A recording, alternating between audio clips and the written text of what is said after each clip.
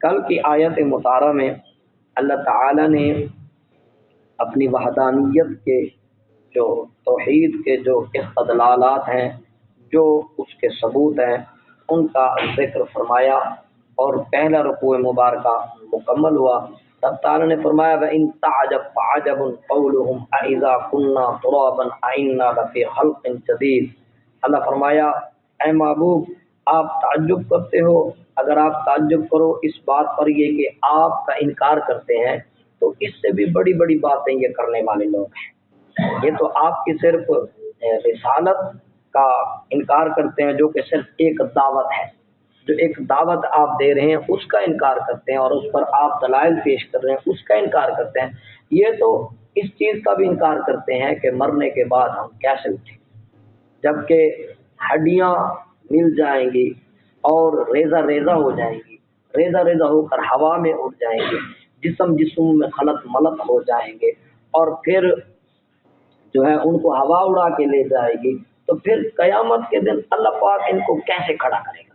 یہ تو ہے محبوب اس چیز کا بھی اقرار نہیں کرتے، اس کو بھی نہیں مانتے، اس لیے تو یہ کبھی ہواؤں میں اڑاتے ہیں، کبھی جو ہے نا یہ اللہ تعالیٰ کی وحدانیت کا انکار کرتے ہوئے کبھی گنگا میں بہاتے ہیں، کچھ کو ہوا میں اڑا دیتے ہیں، اس کو پرندوں پہ حوالے کر دیتے ہیں، کچھ کو چرندے اور درندے چیر پار کر کھا جاتے ہیں۔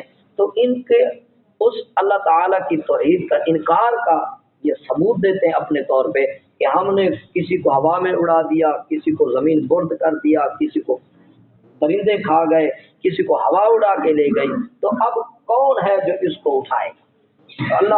اللہ نے فرمایا ان کی سزا آج، پہلے اس میں سزا تھی، آج ثبوت ہے اس کا۔ فرمایا اولئک الاغلال اولئک الذین کفروا بربہم، یہی لوگ ہیں جو اپنے رب کا انکار کرتے ہیں۔ واولئک الاغلال فی اعناقہم، پہلی بات ان پہ پہلی سزا یہ ہے کہ یہ کافر ہیں، دوسری سزا یہ ہے کہ ان کے گلوں میں توق پڑے، ان کو جو ہے بچھو کاٹیں گے اور ان کو بڑی سخت سزائیں دی جائیں گی، ان کو کھولتے ہوئے پانی پلائیں۔ واولئک اصحاب النار هم فیہا خالدون، جو آخرت کو نہیں مانتا وہ ہمیشہ دوزخ میں۔ اللہ اکبر۔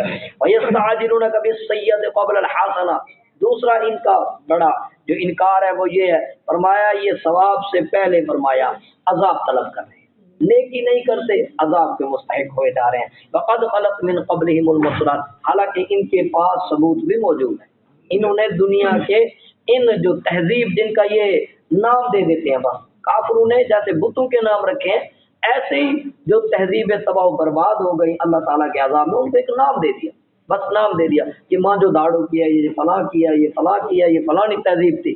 تو یہ دیکھو کہ ان کی تہذیب، ان کے ہنستے بستے گھر کیسے اجڑ، ان کی آبادیاں، ان کے اتنے بڑے بڑے شہر، قوم سمود کے اتنے بلند و بالا محل جو پہاڑوں کے اندر گھڑ کر بنائے گئے تھے، وہ کیسے اڑ گئے، کیسے تباہ و برباد ہو گئے۔ قوم لوط کی قوم کے اتنے بڑے محل ریت کے ذرے کیوں بن گئے، اتنے بڑھ گئے کہ ہاتھ بھی نہیں لگایا جا سکتا، ان کو ہاتھ لگاؤ تو زمین گر جاتی ہے، اتنی تباہ و بربادی آئی ان پر، اور قومیں کیسے تباہ و برباد ہوئی، کیسے غرق ہوئی۔ فرمایا یہ اللہ تعالیٰ کی گزرے ہوئے جو سنت ہے ان کو نہیں دیکھتے۔ وَإِنَّ رَبَّكَ لَذُو مَغْفِرَةٍ لِّلنَّاسِ عَلَىٰ ظُلْمِهِمْ، آقا سبحان اللہ، آپ کا رب تو اپنے بندے پر رحم فرمانے والا ہے۔ آقا دو عالم نور مجسم صلی اللہ علیہ وآلہ وسلم نے ارشاد فرمایا اللہ تعالیٰ اپنے بندے کا منتظر ہے، اپنے بندے کا منتظر ہے، بندہ کب توبہ کرے اور اللہ تعالیٰ اس کی بخشش فرمائے۔ سرکار دو عالم نور مجسم صلی اللہ علیہ وسلم کا ایک اور فرمان ہے، حضور نے فرمایا اللہ تعالیٰ ان دو بندوں پر بہت مسکراتا ہے، بہت مسکراتا ہے جس میں سے دو جو ہے آپس میں لڑے، یعنی لڑتے وقت ایک جو تھا مسلمانوں کے لشکر میں تھا اور دوسرا کافروں کے لشکر میں تھا۔ پھر کیا ہوا کہ ایک جو کافروں کے لشکر میں تھا اس نے مسلمانوں کے لشکر میں جو بندہ تھا اسے شہید کر دیا، اسے شہید کر دیا، اب یہ قاتل بن گیا، اب یہ جہنم کا مستحق تھا، لیکن پھر اللہ تعالیٰ نے مہربانی فرمائی، اسے توبہ کی توفیق عطا فرمائی اور اسے مسلمان ہونے کی توفیق عطا کر دی۔ تو فرمایا اللہ تعالیٰ ان دو بندوں پر بڑا مسکراتا ہے ان کے نصیب پر کہ ایک بھی جنتی ہوا تو دوسرا بھی جنتی ہوا، ایک شہید ہو کے جنت میں پہنچ گیا، دوسرے کو اللہ تعالیٰ نے پھر ہدایت دی اور وہ مسلمان اس کی بہترین مثال حضرت جناب من وہ حبشی غلام تھے جو حضرت بی بی ہند کے غلام تھے، انہوں نے امیر حمزہ پاک رضی اللہ تعالیٰ عنہ کو شہید کر دیا غزوہ احد میں۔ پھر وہ فتح مکہ کے دن رسول اللہ صلی اللہ علیہ وسلم کی بارگاہ میں آئے، مسلمان ہو گئے، ان کو شہید کیا تو اس وقت وہ کافر تھے، پھر اللہ تعالیٰ نے ان کو ہدایت دی، انہوں نے اسلام لے آئے اور وہ بھی جنت کے حقدار۔ اللہ اکبر۔ فرمایا اللہ تعالیٰ بندے کے ظلم کے باوجود بھی اس پر رحم فرماتا ہے۔ وَإِنَّ رَبَّكَ لَشَدِيدُ الْعِقَابِ، آپ کے رب کا عذاب بڑا سخت بھی ہے۔ اور آج کل کی آیت میں آخری جملہ تھا، اللہ تعالیٰ نے فرمایا وَإِنَّمَا أَنْتَ مُنذِرٌ وَلِكُلِّ قَوْمٍ هَادٍ۔ میں نے آپ کی خدمت میں عرض کی تھی، میں آپ کو اس ہاد کے معنی عرض کروں گا کہ ہاد کا معنی کیا ہے۔ فرمایا اے محبوب آپ تو ڈر سنانے والے ہیں، وَلِكُلِّ قَوْمٍ هَادٍ، اور ہر ایک قوم کو ہدایت دینے والے ہیں۔ اب سنیے گا، اب ہادی کون ہے بنا؟ اللہ کی ذات ہے۔ ہادی کون ہے جناب؟ اللہ کی ذات ہے نا، ہدایت کا سرچشمہ اللہ ہے۔ یہاں سرکار صلی اللہ علیہ وسلم کو اللہ نے ہادی ارشاد فرمایا، یعنی محبوب آپ بھی ہادی ہو۔ اب اس کا معنی و مطلب کیا بنے گا؟ اس کا معنی و مطلب یہ ہے کہ آپ ہدایت کا رستہ دکھانے والے۔ توجہ آج بڑی کر، سبحان اللہ۔ آپ ہادی اس معنی میں ہے کہ آپ ہدایت کا رستہ دکھانے والے ہیں۔ آپ 360 خداؤں کے پجاریوں کو ایک رب لم یزل کی توحید کا اقرار کرانے والے ہیں۔ تو ہادی کا معنی یہاں یہ ہوگا کہ آپ ہدایت کا رستہ دکھاتے ہیں اور آپ وہ ہادی ہیں جو ٹوٹے ہوئوں کو رب سے جوڑ دیتے ہیں۔ اللہ حضرت سعید بن جبیر رضی اللہ تعالی عنہ کی حدیث پاک ہے، آپ فرماتے ہیں رسول اللہ صلی اللہ علیہ وآلہ وسلم نے ارشاد فرمایا اے علی، توجہ کرنا میرے بھائیو، اے علی میں بھی ہادی ہوں تو بھی ہادی۔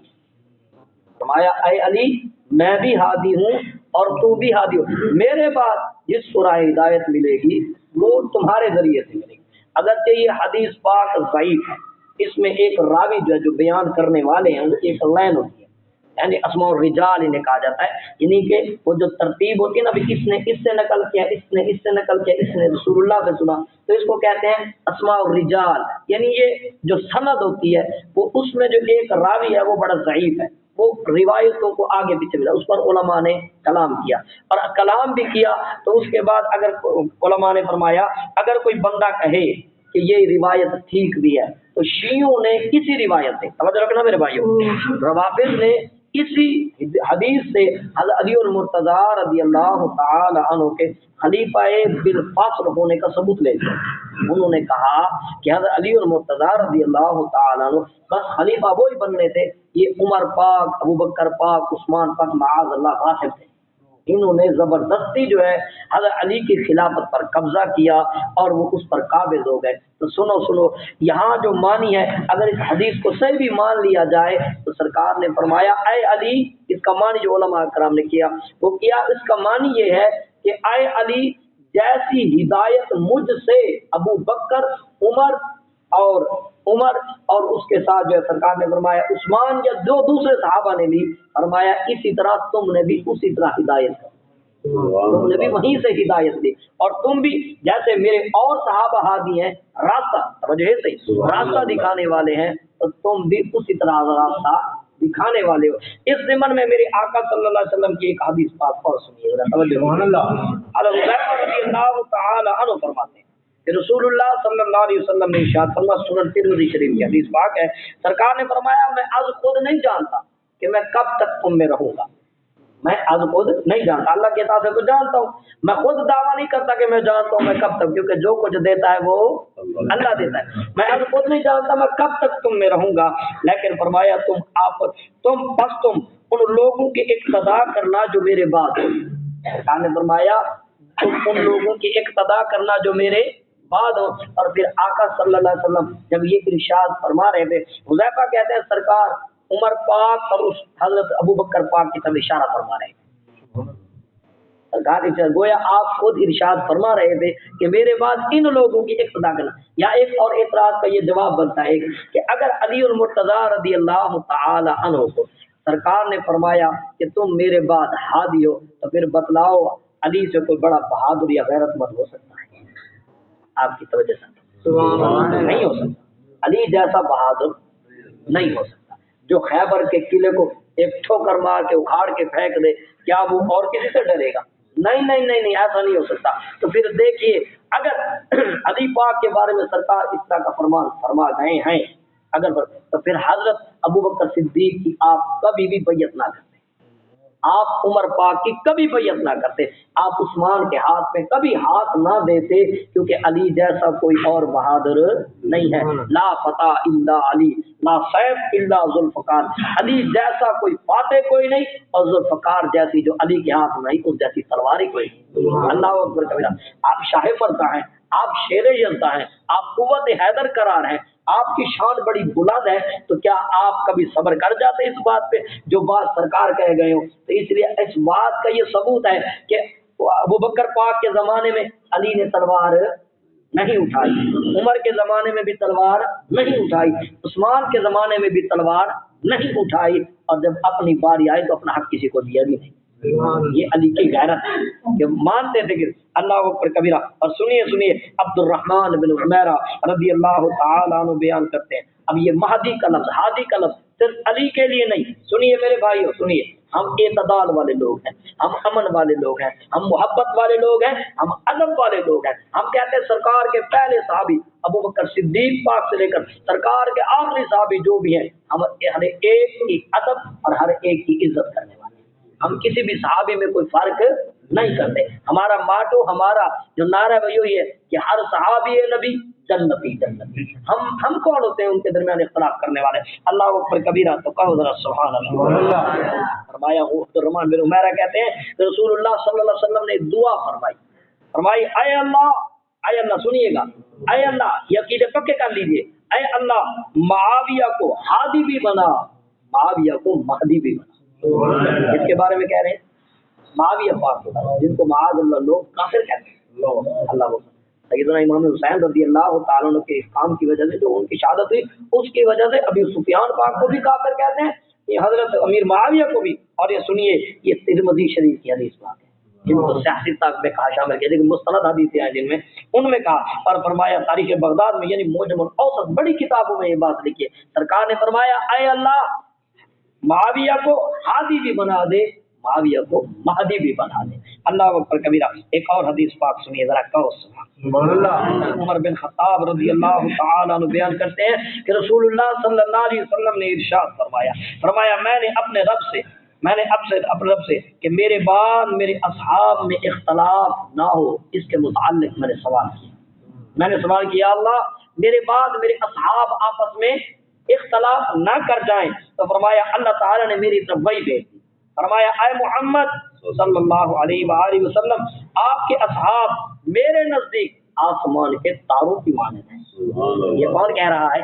اللہ فرمایا سرکار کو، فرمایا اے محبوب آپ کے اصحاب، اب اس میں کوئی تکلیف تو نہیں کی گنا، یہ تو نہیں کہا گیا کہ عمر یا علی یا کوئی، نہیں، سب کو کہا گیا اے محبوب آپ کے اصحاب، جس نے آپ کا چہرہ بدوہا دیکھا اور پھر آپ کے کلمہ پڑھتے ہوا اس جہان سے چلا گیا، تو فرمایا آسمان کے تاروں کی مانند ہے، ان میں سے بعض دوسرے پر کمی ہے۔ رات کو تارے چمکتے نہ تھے، کچھ ستارے زیادہ چمکدار ہوتے ہیں، ان کی روشنی زیادہ ہوتی ہے، اندھیری رات میں رستہ دکھاتے ہیں، اور کچھ تھوڑے تھوڑے چمکتے ہیں لیکن چمکتے ہیں، توجہ سے چمکتے ہیں، اس کا مطلب یہ سارے صحابی جنتی ہیں۔ فرمایا بعض دوسرے سے کمی ہوتے ہیں، ان میں سے ہر ایک کے لیے ایک نور ہے، ان میں ہر ایک کے لیے، ہر بندے کے لیے اصحاب میں اے محبوب آپ کے اصحاب میں نور ہے۔ اور میں پس جس شخص نے ان کے باہمی اختلاف کے باوجود، ان کے آپس کے اختلاف، وہ جانے بڑے لوگ ہیں، ہمیں کیا اسے، فرمایا باوجود ان کے قول پر عمل کیا، فرمایا وہ بندہ ہدایت پر آ جائے گا۔ سنیو تک مبارک اصحاب دے بھی منن والے، اہل بیت دے بھی منن والے، سارے اصحاب دے بھی منن والے، سارے اولیاء دے منن والے۔ فرمایا اور ان میں سے ہر ایک کے لیے بس جو شخص ان کے باہمی اختلاف کے باوجود ان کے قول پر عمل کیا وہ ہدایت پر ہوگا۔ اور رسول اللہ صلی اللہ علیہ وسلم نے فرمایا میرے اصحاب ستاروں کی مانند ہیں، تم نے ان میں سے جس کی بھی اقتدا کی، کسی بھی صحابی کے پیچھے چلے، فرمایا تم ہدایت پا دو۔ اللہ، اس بات سے پتہ چلا کہ صرف ہادی علی پاک نہیں بلکہ میرے آقا کا ہر صحابی دی ہے. آج کی آیت مطالعہ بس معنی عرض کر دو. اللہ یعلم ما تحمل کل انثی وما تغیض الارحام وما تزداد. اللہ نے فرمایا تم کہتے ہو رب کو مرنے کے بعد اٹھانے کا پتہ نہیں، تو تم کہتے ہو کہ اللہ کو بعد کا پتہ نہیں. اللہ تعالیٰ کو تمہاری پیدائش سے پہلے کا بھی پتہ ہے. رب یہ جانتا ہے مادہ جو اٹھاتی ہے حمل، لڑکا ہے یا لڑکی ہے، مکمل ہوگا یا نہ مکمل ہوگا، بدبخت ہوگا کہ سعید ہوگا، چھوٹا ہوگا کہ بڑا ہوگا، کالا ہوگا کہ گورا ہوگا، کتنا ہوگا، کہاں تک ہوگا، کیسے ہوگا، بہنگا ہوگا، ٹھیک ہوگا، اندھا ہوگا، نبینا ہوگا. اللہ فرماتا ہے میں تم کہتے ہو بعد کی باتیں، ہم تو تمہاری پیدائش سے پہلے کی باتیں جانتے ہیں. اللہ یعلم ما تحمل کل انثی وما تغیض الارحام وما تزداد. فرمایا اللہ کو تو یہ بھی پتہ ہے کہ یہ حمل ناقص ہے یا حمل کامل ہے، حمل پورا ہوگا کہ نہیں ہوگا، یہ بھی اللہ جانتا ہے. وکل شیء عنده بمقدار. اس نے کتاب ازل میں یہ لکھ دیا تھا کہ کس کی کیا اوقات، کیا شان، کیا حیثیت ہے. رب نے ازل سے اس کی مقدار لکھ دی. عالم الغیب، ہر غیب کا جاننے والا وہی، والشہادہ، ہر ظاہر کا جاننے والا وہی. کبیر المتعال، بہت بڑا ہے اور بہت بلند ہے. انشاءاللہ کل آپ کی خدمت میں عرض کروں گا کہ کسی بھی حمل کی کم از کم مقدار کتنی ہے، کہ اگر عورت 6 ماہ میں بچہ جنے آیا وہ بچہ حلال کا ہے یا حرام کا ہے. اللہ تعالی ہم سب کو عمل کی توفیق عطا